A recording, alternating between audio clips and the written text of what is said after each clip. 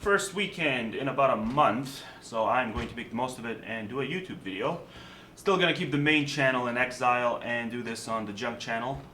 In the description section, if you take a look, you will find a blog post I wrote up yesterday. It is a response to two videos Inmendham uploaded over the last couple of days.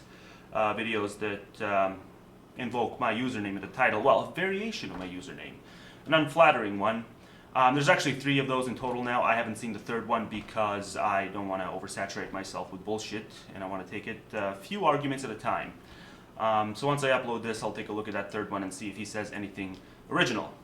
The meat of the issue, the whole issue, I've been mentioning why it doesn't really work, in passing, in most of my videos over the last 2 years, but I haven't stated it emphatically. I haven't dedicated an entire video to it.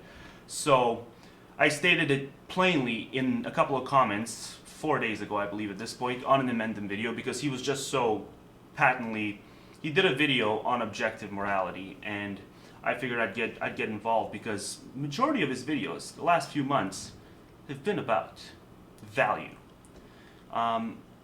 And he sort of views it as being interwoven with antinatalism, and he has plainly stated, as a response to one of my comments, that he views antinatalism, any interpretation of antinatalism that deviates from this commoditized theory of value, he views that interpretation of antinatalism as entirely superficial, right? And this is why you have people thinking that they are checkmating antinatalism by refuting objective morality, right? Objective, whatever the way they want to define it.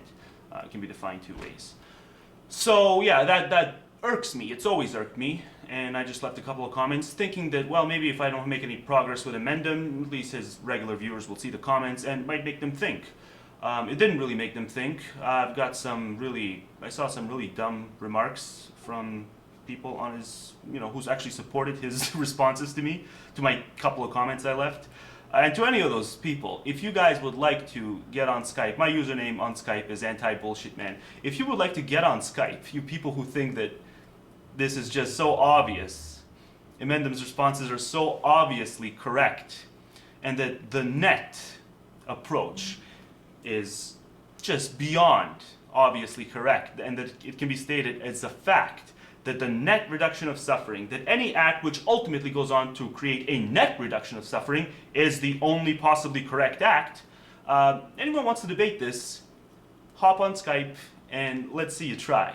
Okay, so in the description section, I do a comprehensive breakdown, and I invoke even more, not that I haven't invoked it before, but I invoke far more scenarios which demonstrate just how preposterous the net approach is, especially when it's assumed to be the only possible approach which determines a correct act from an incorrect act.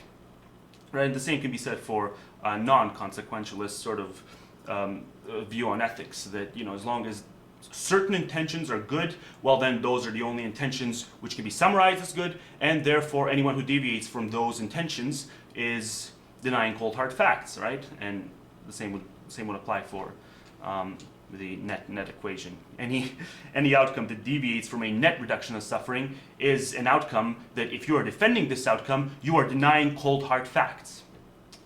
Of course, this is not the case. In one of Inmendham's videos targeting one of my comments, he pretty much outed himself as somebody who is willing to sign up for the torture chamber. And to give a bit more details on the scenario, let's say that I don't know if he invoked the word torture chamber, but he said he would torture himself. So I'll just invoke the scenario of the torture chamber. So there's a torture chamber, and you're pretty much guaranteed that by stepping into it, you will experience, let's say, 1 million units of suffering, right? Now let's say that 1 unit of suffering is equivalent to just being stabbed, right? So you'd be stabbed 1 million times throughout a long period of time while you are stuck in that torture chamber, amounting to 1 million units of suffering.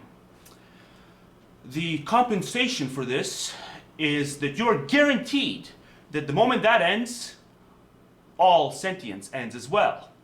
In the event that all sentience doesn't end, in the event that you decline the torture chamber, the total amount of harm units that are going to be experienced in the future let's say it's going to be 1,000,001 units of torment.